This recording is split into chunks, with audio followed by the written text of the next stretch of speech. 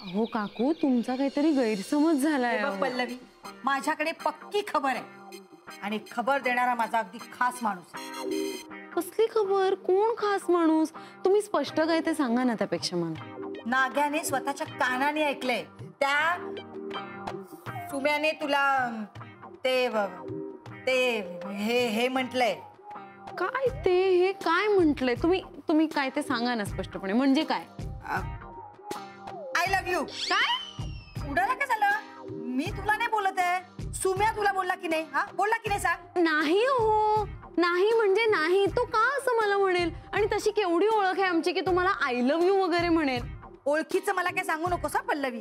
ही आजकालची मुलं आहेत ना, हाफ मॅड असतात, हाफ मॅड. जरा मुली काही चांगल्या बोलल्या ना की झालं लगेच फुल मॅड. हा, मी तुला सांगते, या श्रीमंत मुलांना ना पटवण्याचा अजिबात चान्स सोडायचा नसतो.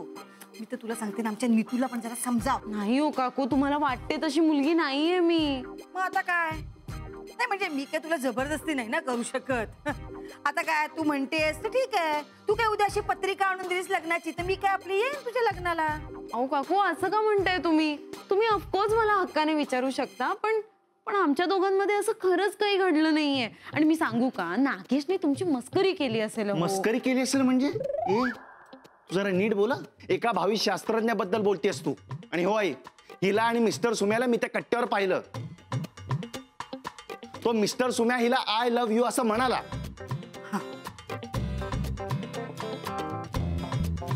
नेमकं हेच त्या लेटर मध्ये लिहायचं विसरलो मी. काय काय?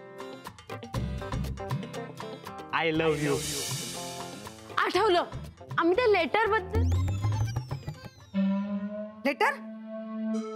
कसलं लेटर? कोणी लिहिलं लेटर? हा, नाही, काय झालंय की सुम्याला ना कोल्हापूरची एक मुलगी आवडते. तिला त्याला आय लव्ह यू म्हणायचंय. तर त्याचं धाडस होत नाहीये ना, तर मी त्याला म्हटलं ठीक आहे फाईन, मी मदत करते, आपण प्रॅक्टिस करू, तुम्हाला म्हण. तर म्हणून असं डेमो रिहर्सल चालू होती आमची. पण मग त्याच्याने तेही होईना. मग मी म्हटलं जाऊ दे, तू एक काम कर, तू लेटर लिही. चांगली आयडिया आहे ना. तर म्हणून मी त्याला लेटर लिहिलं. काकू फोन आला मला महत्वाचा, मी आले. हा, खरंच ऐकलं होतं मी. वा वा वा वा वा, कार्मिक कनेक्शन. अगं कोण आहे आभास? आभास, आरजे आभास. अगं हो, पण त्याचं पूर्ण नाव काय, त्याचा पत्ता काय, त्याचं वय काय, तो काय करतो, त्याचे आई वडील काय करतात, काहीतरी माहिती असेल. वा नीतू, वा वा. नीतू, कसं ग जमतो तुला? आपण ना एक काम करूयात, आपण ना तुला उद्या शॉक, नाही उद्या नको, आपण ना तुला आजच शॉक ट्रीटमेंट देऊया. अगं तू अशा माणसावरती प्रेम करतेस, त्याला तू कधीच बघितलेलं नाहीयेस. खरंच गाडी शिकायची यार, आणि मी रोज प्रॅक्टिस करते ना प्रॅक्टिस. काय तर प्रॅक्टिस करते, सांग तिला. क्लच वर पाय ठेवते आणि गाडी नुसती भुरभुर भुरभुर भुरभुर. इंडिकेटर लावा म्हणलं तर वायपर लावून ठेवते. गाडीचं स्टेअरिंग तर असं फिरवते जसं काय लहान पोरांची गाडी आहे. बास हा, खूप झालं. मी तुम्हाला इथे मदत मागायला आली आणि तुम्ही मलाच डिस्करेज करू नका.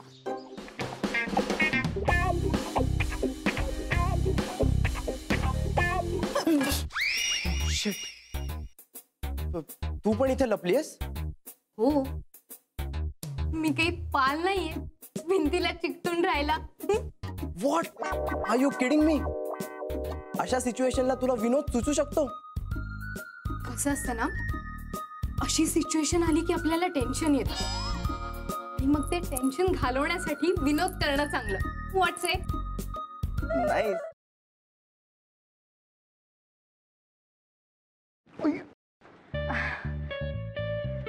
सॉरी. It's okay. हे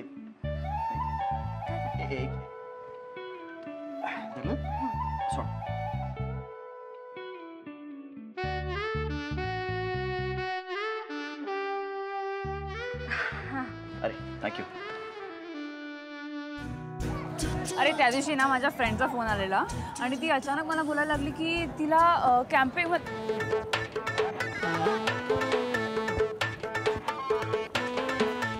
काय करतोयस? मी पळतोय. ह्याला पळणं नाही म्हणत, ह्याला जॉगिंग म्हणतात आणि ह्यांनी करून तुझी ढेरी कमी नाही होणार आहे. गपे, ह्याला पळणंच म्हणतात. मी असंच पळतो. तुला पळायचंय तर पळ. अरे पण तू का पळतोयस? अरे आपले मित्र आहेत ना, त्यांना विचारायचंय त्यांची युवागिरी काय आहे. वा! हो चल. आ!